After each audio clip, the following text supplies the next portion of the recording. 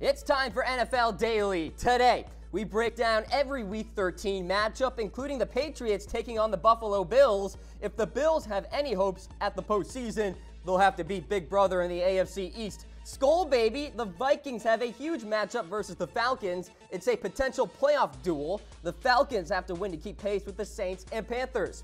It's Broncos and Dolphins. Yikes, can Simeon end Denver's 7-game losing skid? He first needs to fend off the flu bug. The Bucks and Packers will do battle at Lambeau. Jameis Winston is back, but Tampa Bay's playoff chances have already faded. Tom Savage has 7 fumbles this season. Will his turnover ways continue versus the Titans?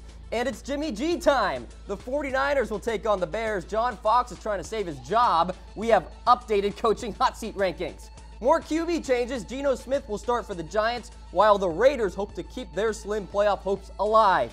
The Lions and Ravens are both in the playoff mix. Is December Joe Flacco upon us? They'll need him for a deep postseason push. The Colts and Jags do battle at Everbank Field. How hot will Chuck Pagano's seat get after this one?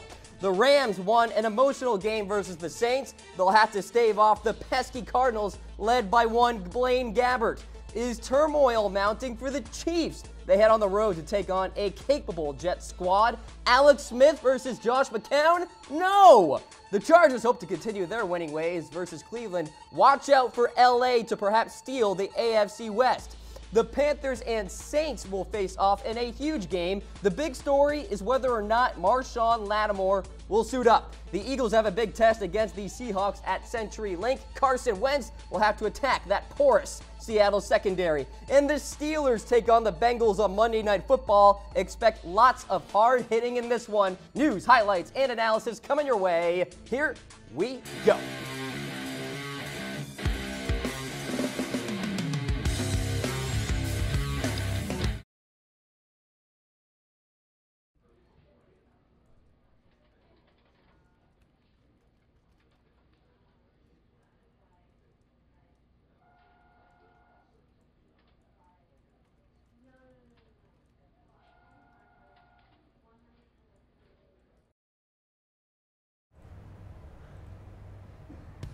Cowboys taking on the Redskins, the 116th edition of this rivalry, and it starts off rough for the Cowboys. Prescott sacked there. Dallas started the game with 4 consecutive punts.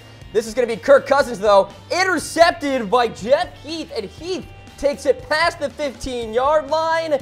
Good stuff for the Cowboys there in the early going. This is also very good when Dez Bryant gets involved. First down there for the Cowboys, and then Prescott play action, firing downfield. That's Jason Witten, the future Hall of Famer, puts Dallas on the board 7-0. Now, Kirk Cousins going to try to put some points on the board for the Redskins, and he is going to be eaten alive by DeMarcus Lawrence. 2 sacks on the night for DeMarcus.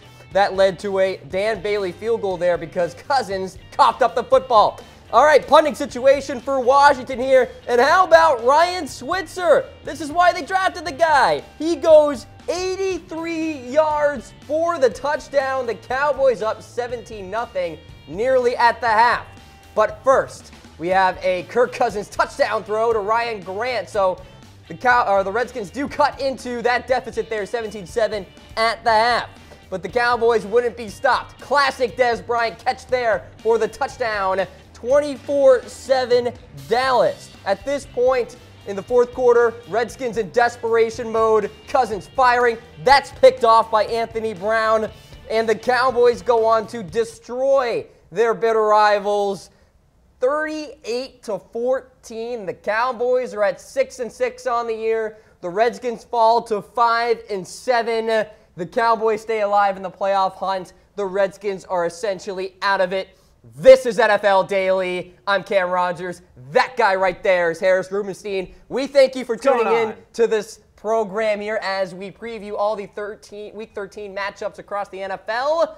But the Dallas Cowboys, big win for them. Big win for them, but I got to say, I feel so bad for the Redskins. Well, I don't really feel bad for them, but they just seem to lose every big game that they've had gone up against. These are the teams that the Redskins had lost to this year. You ready? They've so far lost to the Chiefs. They've lost the Eagles twice. They lost to the Cowboys now twice. They've lost to the Saints and the Vikings. they just get rolled off the field by good teams. They have the hardest schedule in the NFL. And amazingly, like sandwiched in there, they have a win in Seattle. Yeah, I know. You know? And a win over the Rams early in the year. I don't know where this stuff is coming from. You may notice we're in a different setting here. We went a little casual with our set today, Harris. Happy Friday, Cam. Yeah, happy Friday, casual Friday. So we're chilling in our chairs, and don't you worry, we're going to go through every single Week 13 game across the NFL. Some exciting matchups at that. Harris and I will pick them. And we have a fresh coaching hot board. Whose seats are getting hotter by the second? Ooh, stay tuned for that. We'll reveal that list coming up later in the show. Throw in those comments, throw in those reactions. We love when you participate. It makes the show more fun, and we will show those comments throughout the show as we see fit. But we remind you, we are presented by Mizzen and Main. 22nd century level stuff, ladies and gentlemen. Advanced performance fabric shirts that you folks will love. These are dress shirts that are so comfortable, you can literally sleep in them, Harris. The website comfortable.af, because they are indeed comfortable as F. Made in America, too. You got to love it. USA. Go America. Many thanks to Mizzen and Main for coming along here on the program. Let's get into some news and notes across the NFL. Let's do it. We'll start off with the Carolina Panthers losing Charles Johnson for 4 games due to PED use, Harris. And with a big game coming up against the Saints, this means a lot. It does mean a lot. It's interesting to hear Charles Johnson's name next to PED use, mostly because, you know, veteran guy, one of the long-standing great DNs that we've had in the NFL for the past couple of years, has always been a really solid producer for the Panthers. So to see his name on this list is actually pretty shocking, but I do have one thing that comes from this Panthers game, or this Panthers defense. Yep. It doesn't really matter, because Julius Peppers has been great this year. The eternal wonder, Julius Peppers. I love it. Yeah, so the Carolina Panthers will lose Charles Johnson for the next 4 games. As I said, big duel for them coming up against the Saints. We'll preview that for you later. All right, some Cowboys news. Orlando's Scandrick reportedly diagnosed with multiple fractures, and Scandrick, playing in the game last night for the Dallas Cowboys, looks like he is going to be out for a couple of games, maybe a game. It hasn't really been a consensus yet, but the Dallas Cowboys, a team that obviously needs to make a big-time run at the end point of this season here to make the playoffs. This doesn't really help, this kind of news. It doesn't at all, especially since their next best corner after Orlando Scandrick is Jordan Lewis, and then after that it drives steeply into the ground with Anthony Brown, who was benched, I think, 2 weeks ago. Hey, he got a pick last night. He did have a pick last night. Credit to him, but look, this Cowboys defense can't take more hits. They've already downed Sean Lee. They finally gave up less than 30 points without Sean Lee in the game, but another hit with Orlando Scandrick would be a really, really bad one. So with Dallas already dealing with a hamstring injury from Sean Lee, obviously this kind of news doesn't help much. All right, this was a big story here today as well. Aaron Rodgers going to give it a go, going to practice tomorrow, and Mike McCarthy was kind of ambiguous in terms of what this really meant. But Aaron Rodgers will give it a trial run. That's what McCarthy called it, Harris. And essentially, he's going to see how he feels, go through the reps, evaluate things from there. And, you know, at this point, you know, why not? You know, Aaron Rodgers, 32 years old. He only has so many football years left. Even he says he doesn't think he's going to pull Tom Brady and play until he's 45.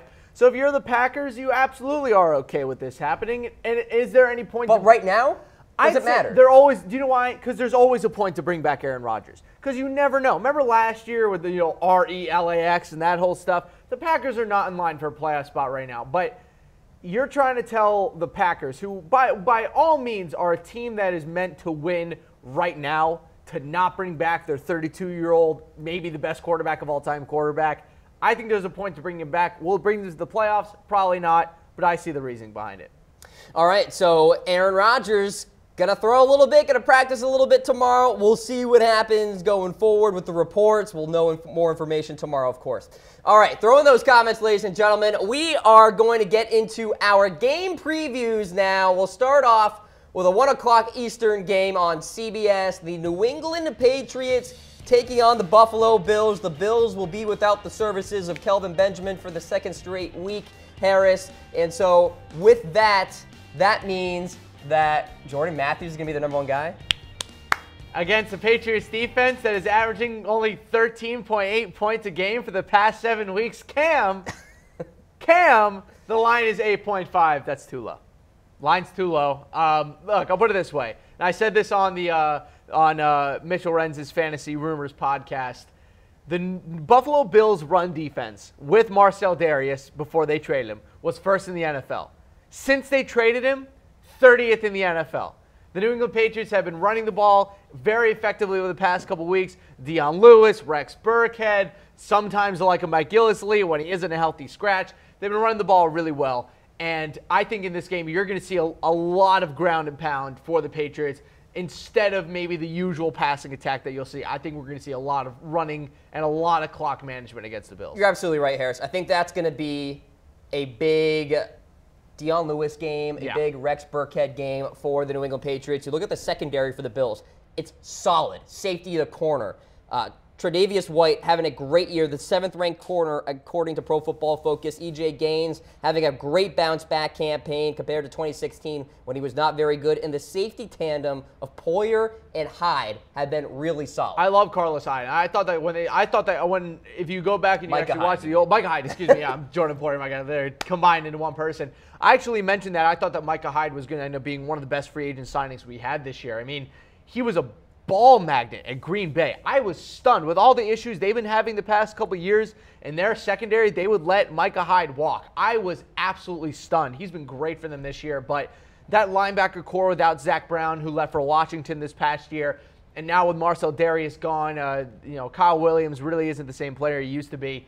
I think this Bills team is going to they can't stop the run. I think Bill Belichick and Josh McDaniels will always attack what you do the worst. Yep. And in this case, I think it's going to be running the ball. Well, I would say one of the key matchups here in this game would be Jerry Hughes versus Nate Solder, but I don't see many obvious third and longs and passing situations for the Patriots. The guy to look out for on the Patriots side of things is Shaq Mason, their right guard, one of the best run-blocking guards that you will find in the entire NFL. They usually run most of their offense through him, but I will say this, if you go look at the Patriots inactive list the past couple weeks, they've been down about 6 or 7 starters in every game, and now Nate Ebner, their all-pro special teamer, is now out for the season with a torn ACL. So the injuries are starting to kind of pile up here for the New England Patriots, something to keep an eye out on for the rest of the season. All right, so you're going Patriots. Absolutely. I'm going Patriots as well. I think they get it done against the Bills, and the Bills have a gauntlet schedule coming up. I think they're going to be out of the playoff picture before you know it. Next game, this is huge. Skol, baby! We got the Vikings, we got the Falcons in Atlanta, 1 o'clock Eastern time on Fox. I would say this is the big early game here in the slate.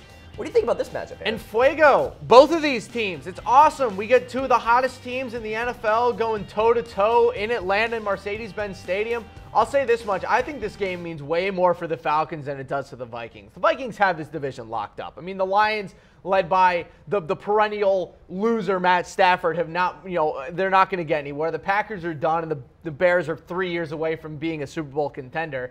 The Vikings have their division locked up, but the Falcons, dead even right now with the New Orleans Saints and the Carolina Panthers trying to get into the playoffs. The NFC South was last year and is again this year the best division in football. I think this is going to be an outstanding game. Give me the Vikings, though. I think that if you look at how these two teams match up, Falcons on offense versus the Vikings on defense, what a matchup for the Vikings. Weak tackles on the outside for the Falcons going against Everson Griffin and Daniel Hunter have been spectacular. They have the linebackers to cover Tevin Coleman and Devonta Freeman out of the backfield. And Xavier Rhodes, one of the best cover corners we have in the NFL, with Harrison Smith over the top to take out Julio Jones. I think this Vikings team was almost built to beat the Falcons. I'm going to take the Vikings in this one. No Desmond Trufant in the secondary for Atlanta, Harris. So that means a lot to that back end for Atlanta. And the other corners for the Falcons this year not doing so well. C.J. Goodwin has been very bad, as has Robert Alford. So we'll see how they defend the pass, because look at it.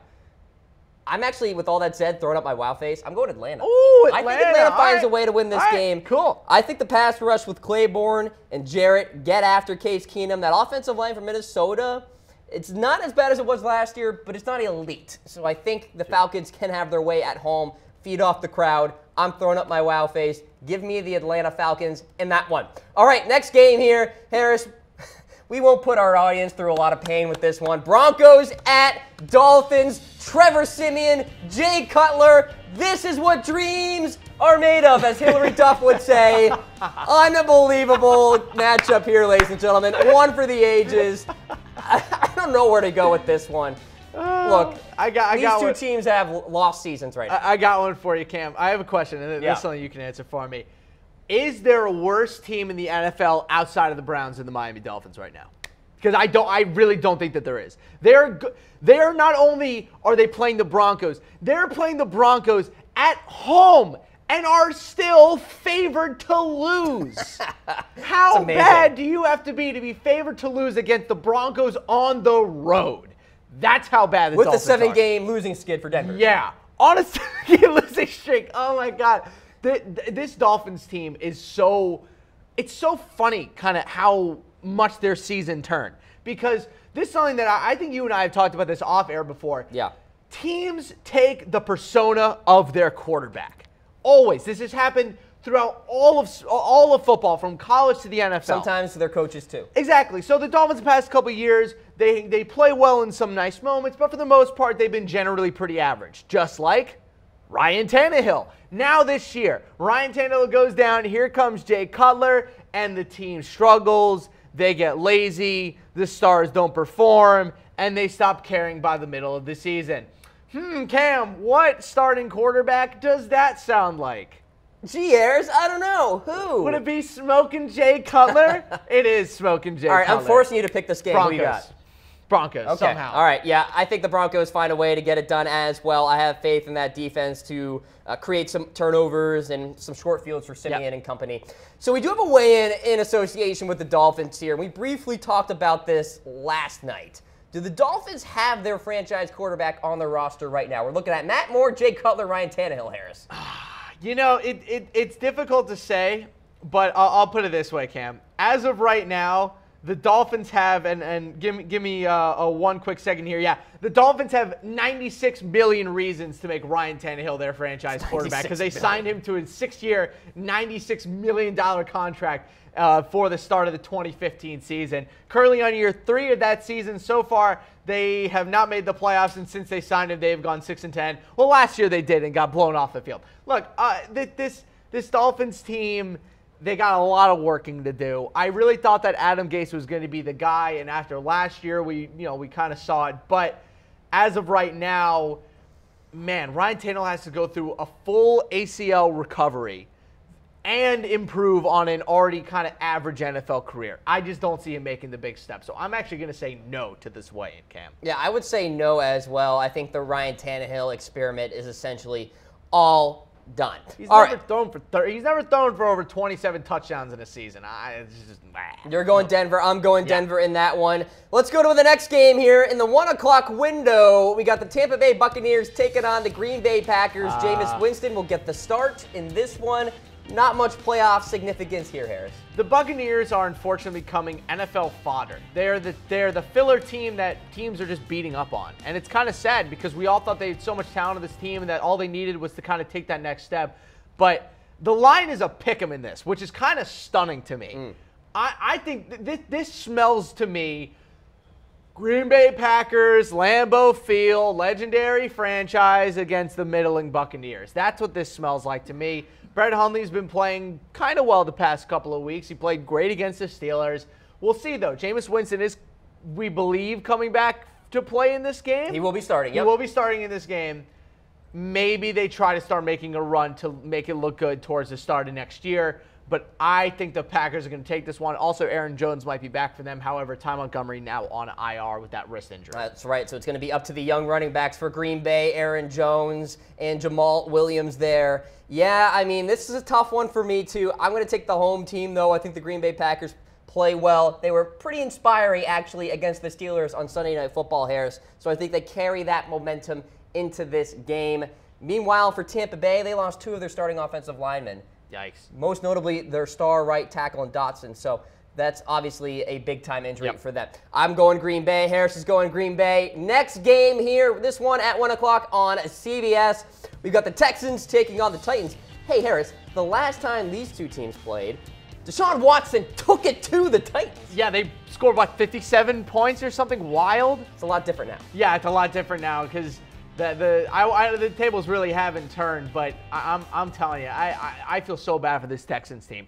Every single time they start getting something going at any part of the season, someone gets hurt. Oh, the defense is starting to play really, really well. In the same week, both Whitney Mercilus and J.J. Watt, their two best players on the defensive side of the ball, both go down with injuries. So now they have to take a Titans team, 7-4, fighting for the playoffs. Derrick Henry's looked great since they've started to enhance his snap count. I'm telling you, though, this, Cam, this is the week that Corey Davis comes alive. This is the week. The Texans have a very weak secondary. It hasn't been that great this year, and Corey Davis has been waiting to take it to a NFL secondary. I think this is the week that Corey Davis goes off. Corey Davis on Jonathan Joseph. That'd be a fun matchup. That'd be a fun matchup.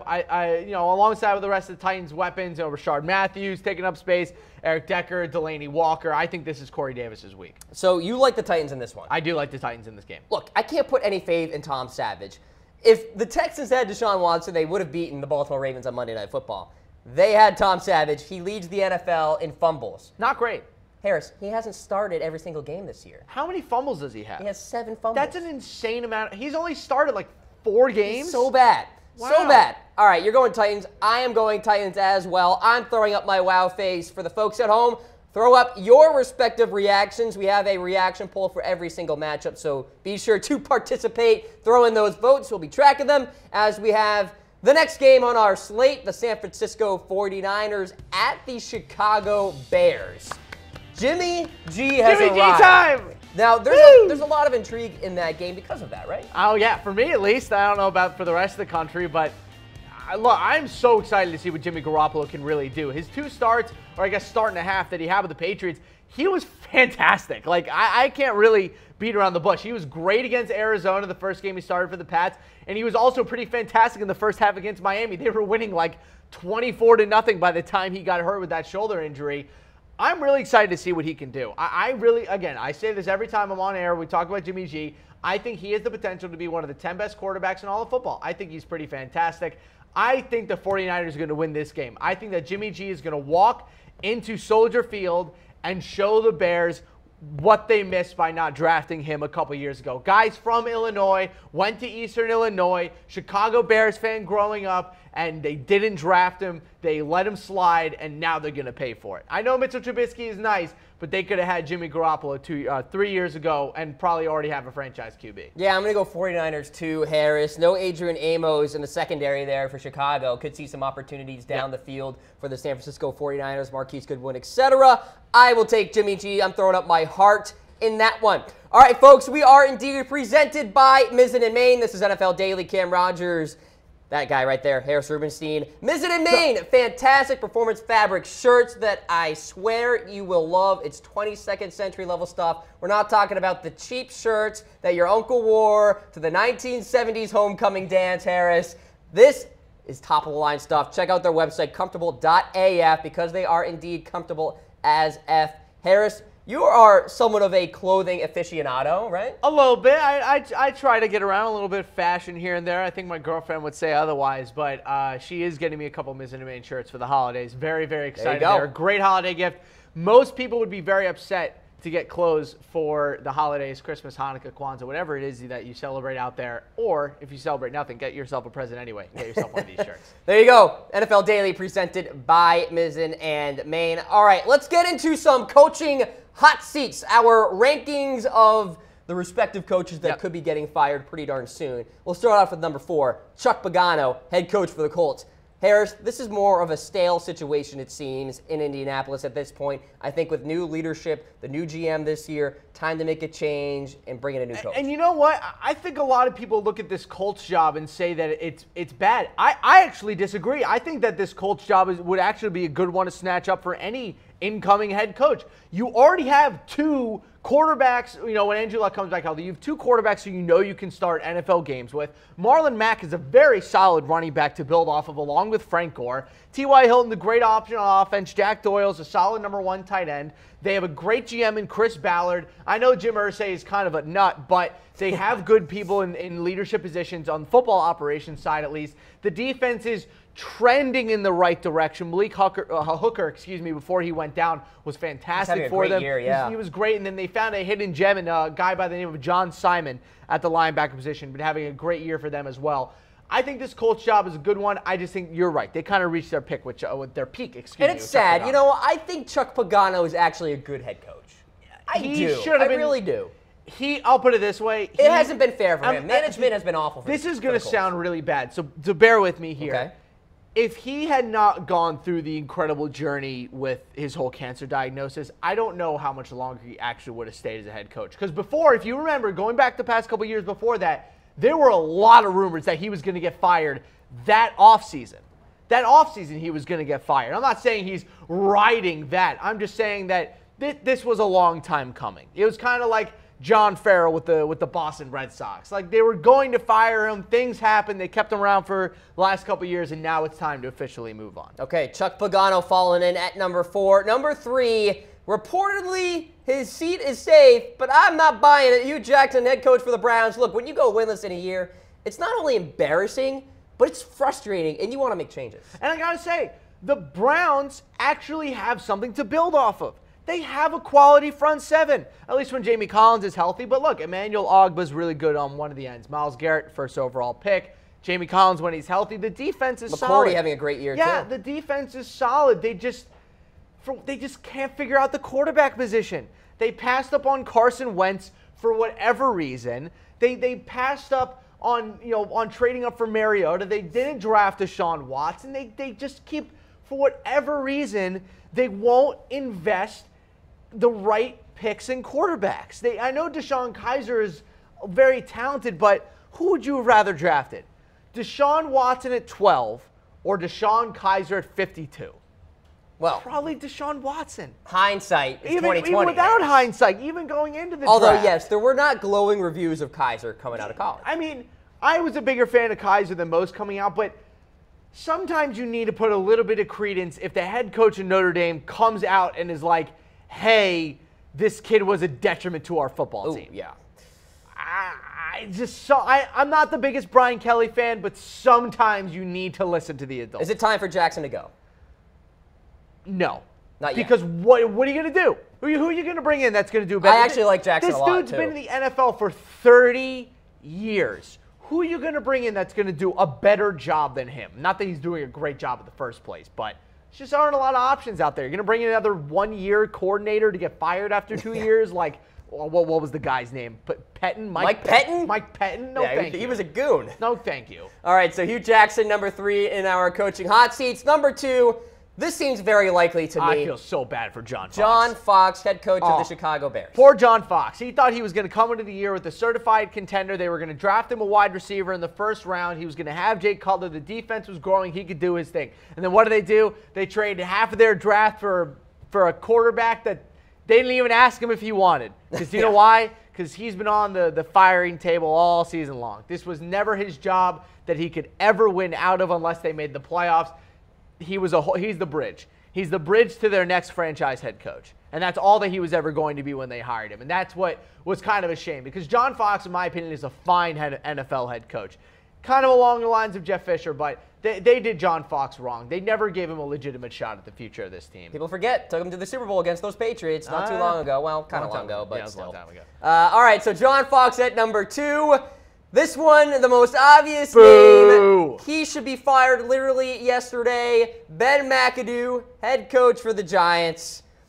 The fact that the Mara family went out in support of him a couple of weeks ago and now recently have said that nothing is guaranteed in life is mind-boggling. This is a top-down problem, but Ben should go. Ben McAdoo, don't give him another job, please. This guy does not deserve to be anywhere except coaching a Division II football team. I'm telling you, he is a good coordinator.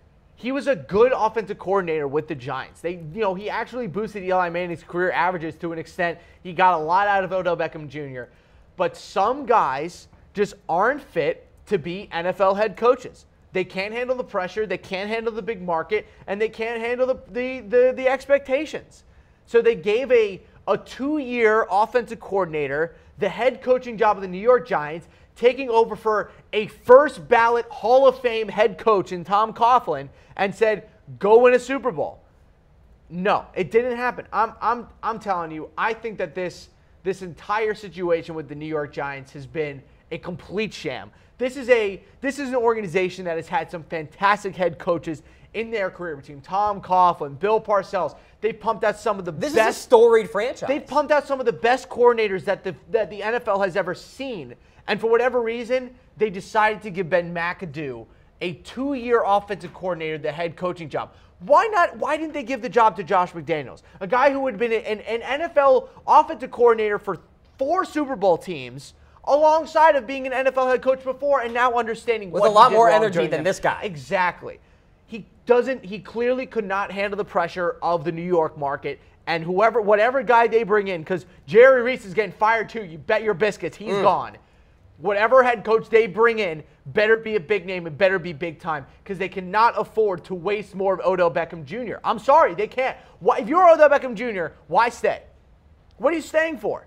The market? Especially if Eli goes. He can go to Los Angeles. What, you telling me that the Los Angeles Rams wouldn't love to have Odell Beckham Jr.? You telling me the Oakland Raiders wouldn't love to have Odell Beckham Jr.? You're telling me the Dallas Cowboys, who currently have a pretty sizable hole coming up pretty soon at the wide receiver position, wouldn't love Odell Beckham Jr.? How about this? Odell and Eli go to Jacksonville. I'm telling you, they got to watch out. All right, Ben McAdoo checking in at number 1 in our hot seat rankings. If you're just tuning in, we'll summarize the list. We got Chuck Pagano at 4, Hue Jackson at 3, John Fox at number 2, and Ben McAdoo at number 1. There is a scenario when Black Monday comes around, Harris, that all 4 of these coaches will be fired. But who gets fired first? McAdoo. Yeah, has to be. If you're the Giants, and I remember the Raiders did this a couple years ago to their head coach after their comeback from London. Remember they fired him before they got. We're not talking about Dennis Allen, are we? Yeah, Dennis Allen. They fired him before they got on the plane. Thank you for reminding me of his name.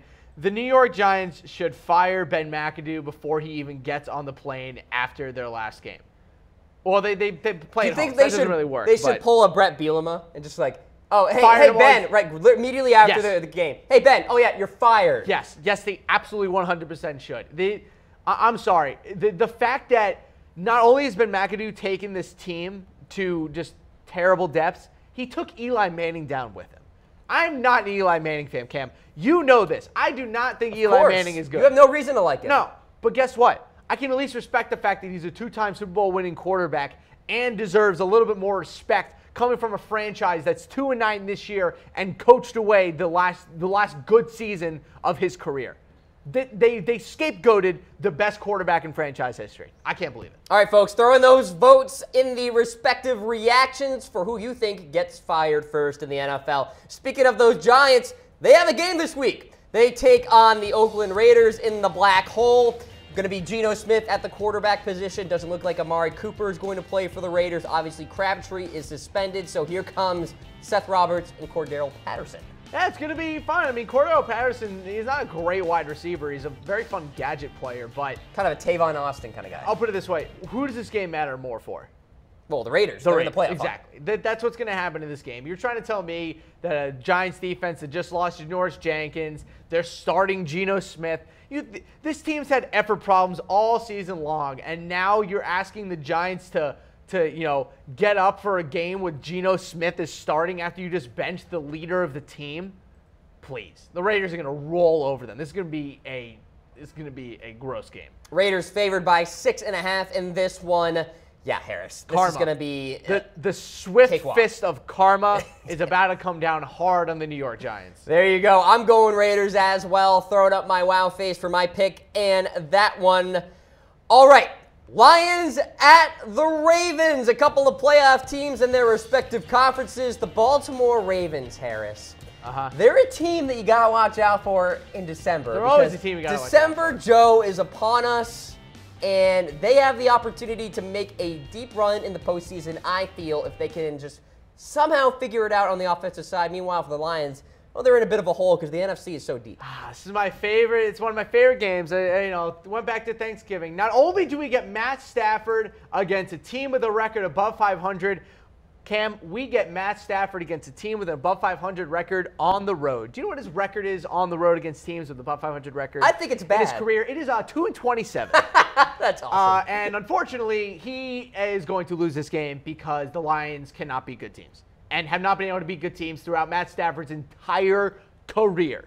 2 wins. He's not getting his third against a Ravens team that is basically in must-win mode for the rest of the season. Hobbled on an ankle, by the way. Suffered a sprained ankle last week, but he's going to play at the quarterback position this week. By the way, Lions, I don't hate your team.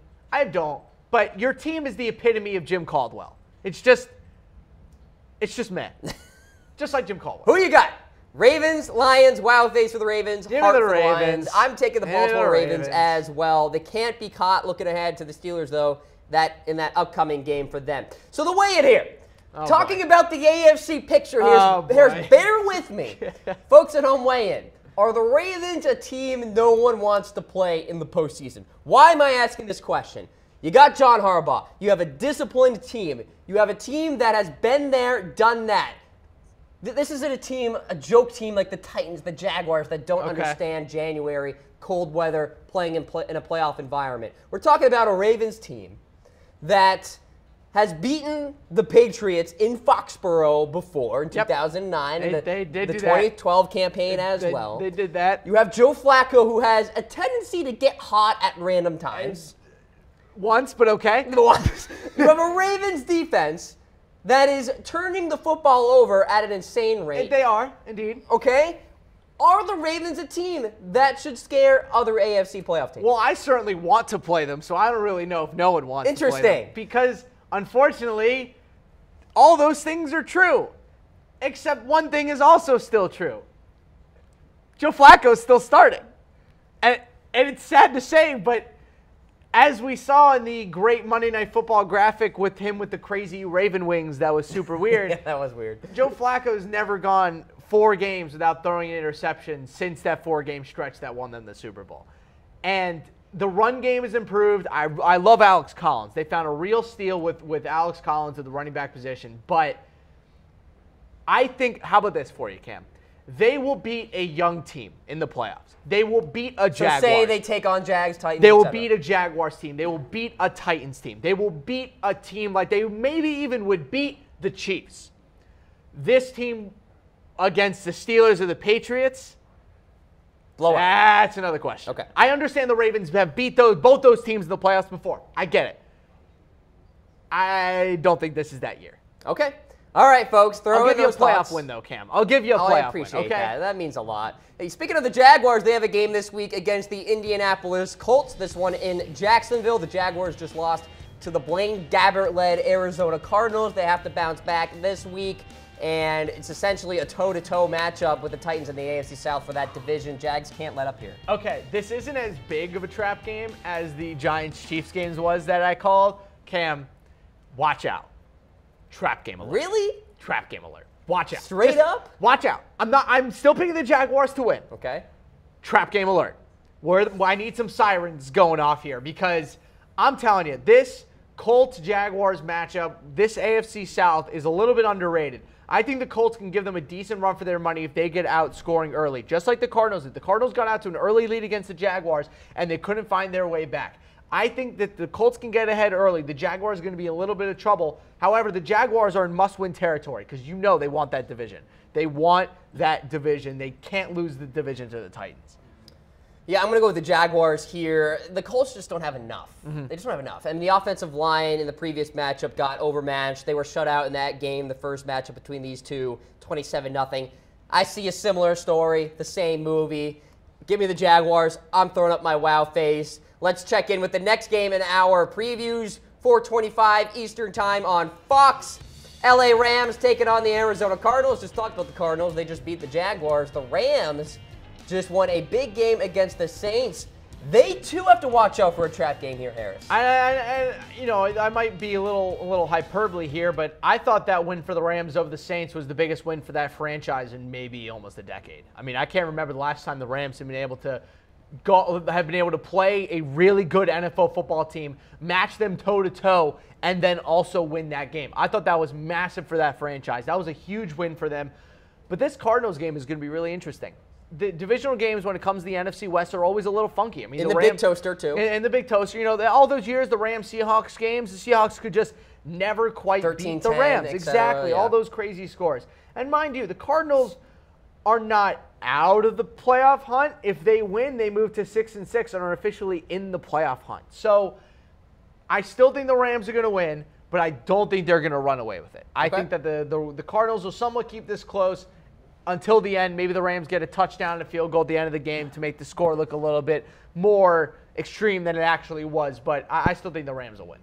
Yeah, I'm going to go with the Rams as well in this one.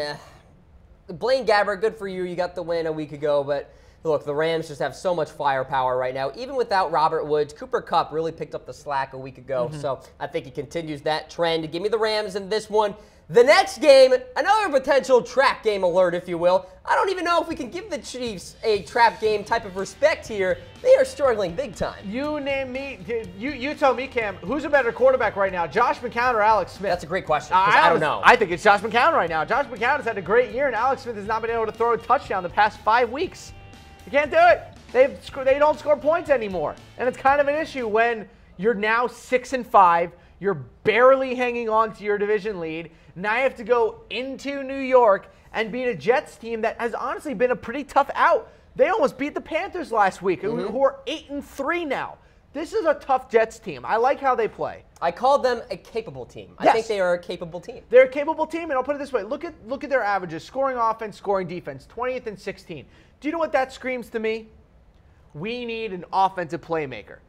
Imagine them with a good wide receiver. Imagine them with a great running back. I think this Jets team next year, they get a couple more pieces. I think this could be an above 500 football team. The Chiefs, on the other hand, I'm telling you, we're 2 losses away from Patrick Mahomes. Right. I mean, what do we make of this team? I mean, first of all, do you have the Chiefs winning this game? I'm taking the Jets. Wow. I think the Jets. I honestly think that right now the Jets are a better football team. The Chiefs have been playing horrible.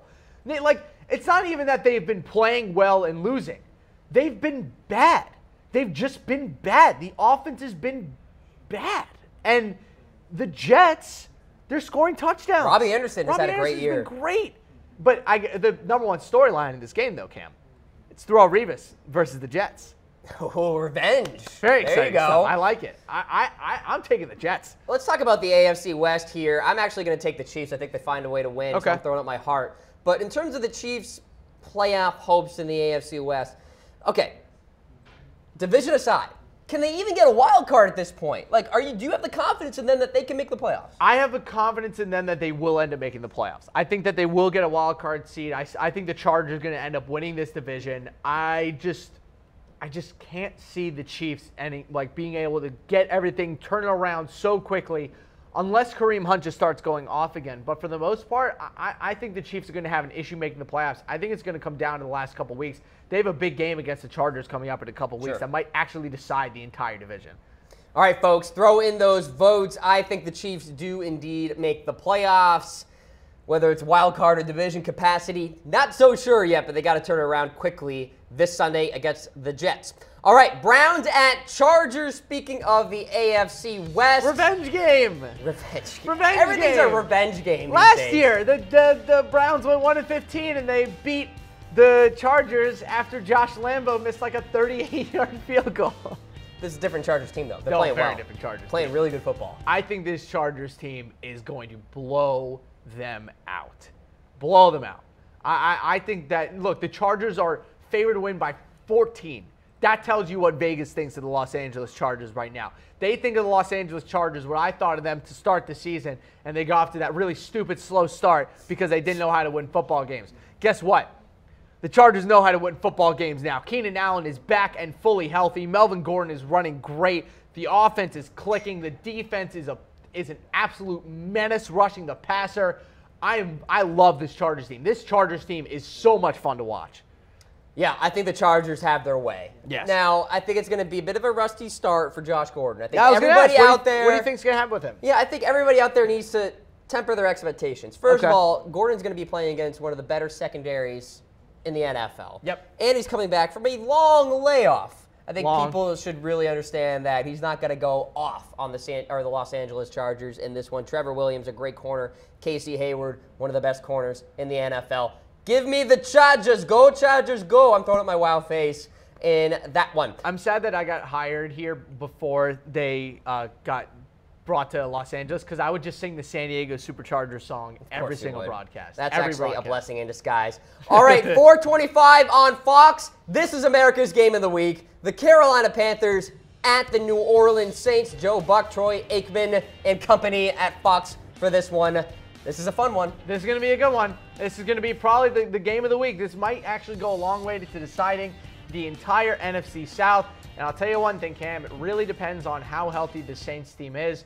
I would pick the Panthers if this game was in Carolina, but the game is in New Orleans, so I'm going to take the Saints. I just think, look, the Saints need to get back on a winning ways. A lot of the times after you go on a long winning streak and it ends, it's tough to get it going again. And I think that this is a big opportunity for the Saints to get back and control the division and get back to some winning ways and get that momentum back towards the playoffs. Lattimore was not spotted at practice today, Harris. Not good. So has not practiced all week. That's a big-time concern for the Saints secondary, a secondary that obviously can give up some yards if they're missing their big-time pieces. And saw I'll it say last this, week. the last couple of years, the Saints have had real issues winning in December. Below 500 record, winning games in December. And I know they're playing this game at home, but you really have to think about it. Is it because they play in a dome? Dome teams historically have big problems playing December games on the road. They're lucky to get this one at home. Yeah. These are the games they have to win because they're going to have to go on the road at some point in this month. Those are the games. These are the games they need to catch up on because they might not win those games on the road. If the Panthers can make this an ugly game, I think they get the victory, and I think they make it an ugly game because of those injuries for the Saints there. I'm going with the Panthers. I'm throwing up my heart in that one. You mentioned that the Saints struggle in December. Yep. Here's a team that absolutely crushes it in December. The Seattle Seahawks. They'll be hosting the Philadelphia Eagles on Sunday Night Football. This is going to be a huge game. Not only from an X's and O's standpoint, Harris, but in terms of the mentality, right? The Eagles are going on national television against the Seattle Seahawks. Carson Wentz is balling out. How does he do under the bright lights? Could this potentially be a passing of the torch between one elite franchise that ran the NFC to the next? Wow. Could it be? That's a good point. I say that fully being a fan of and absolutely in love with Russell Wilson. I think he's the most valuable player in the NFL, bar none. You take Russell Wilson off the Seahawks, and they might not win 4 games. I'm serious. He brings so much to that team. But at the same time, this Eagles team is not only set up to be good this year, they're set up to be good next year and the year after that. I can only imagine what's going to happen when they sign Alshon Jeffrey this offseason to a long-term contract. I think this Eagles team is a force to be reckoned with. But, Cam, this is when elite teams prove themselves. Yep. It is December. You are on the road. You are going to cold, rainy Seattle against Russell Wilson and Pete Carroll. And the 12th man. 12th man. Here we go. I'll put it this way. The New England Patriots were unable to do it. They were unable to walk into Seattle and beat them. Can the Eagles do it? We'll see. We'll see. Who you got? I think the Seahawks are going to win. Yeah, I agree. I think Russell Wilson is going to he's going to put up one of his all-time great performances in this game. Like a game that we're going to be talking about. Wow, do you remember when Russell Wilson played the Eagles? I think he has been so under the radar, incredible this year, that he is due for a national television explosion. Even the good teams, even the best teams in the NFL will slip up a little bit during the season. It's so hard to win every single game. It's so hard to go 15-1. They've only lost 1 game the Eagles have so far this year. This is probably a game where they slip up a bit. Yep. I'm going to go with the Seattle Seahawks. I'm throwing up my wow face for my prediction there. Sunday Night Football on NBC. Yep. All right, Monday Night Football, 8:30 Eastern Time. A hard-hitting matchup between the Pittsburgh Steelers and Cincinnati Bengals. No practice today for Antonio Brown, but looks like he will be fine to go. I think he was just getting some rest here today, dealing with a little ticky-tack injury. Nothing to be too worried about for Steelers fans out there. Meanwhile, Cincinnati, they've won 2 straight. but the Steelers have won the last 4 against the Bengals. This is one of my favorite yearly events, and he did this earlier in the year, and he always does this against the Cincinnati Bengals. Ladies and gentlemen, it is Le'Veon Bell versus the Cincinnati Bengals. One of my favorite matchups every single year since Le'Veon Bell has become an absolute star. These are his numbers against the Cincinnati Bengals. Here we go. 534 yards, 3 touchdowns in 6 games, along with another touchdown receiving and another 300 yards receiving in 6 games. This is great. 900 total yards and 4 touchdowns in 6 games historically against the Cincinnati Bengals. Go Le'Veon Bell, go. Yeah, I'm going to go with the Steelers as well. Look, the Bengals will just be outmatched at the line of scrimmage in my eyes. They've hung in tough the last month or so, but the Steelers are a whole different animal. Ben Roethlisberger, I think, actually will struggle a little bit in this game. Agreed. On the road in a crazy environment in the jungle. But I think the Steelers get the run game going. They do enough in the passing attack, and Andy Dalton prime time. What can you say other than bad stuff? Yeah, so no, you can never say anything good about Andy Dalton. Andy Dalton in prime time is like Matthew Stafford against a team with a winning record. Boom. There you go. Got Great him. analogy. All right, folks, throw in those votes. Harris and I are throwing up our hearts for the Pittsburgh Steelers. That one on Monday Night Football. It's NFL Daily here on Chat Sports Facebook Live, presented by Mizzen and Main, advanced performance fabric shirts that you will certainly love. These are fantastic dress shirts, really great quality, no ironing needed, no dry cleaning needed. They wick away moisture, so if it's hot outside or if you're just a sweaty person like me, you are just fine. So I love these shirts. Harris, you like them too. And they're perfect gifts for the holiday season. You know, usually people get angry when you buy them clothes for the holiday season. If I opened up my present and I saw a Mizzen and Main button down, I'd be pretty amped. Comfortable.af is the website because they are indeed comfortable as F. That'll do it for us here on NFL Daily. For Harris Rubenstein, I'm Cam Rogers. Enjoy your NFL Sunday.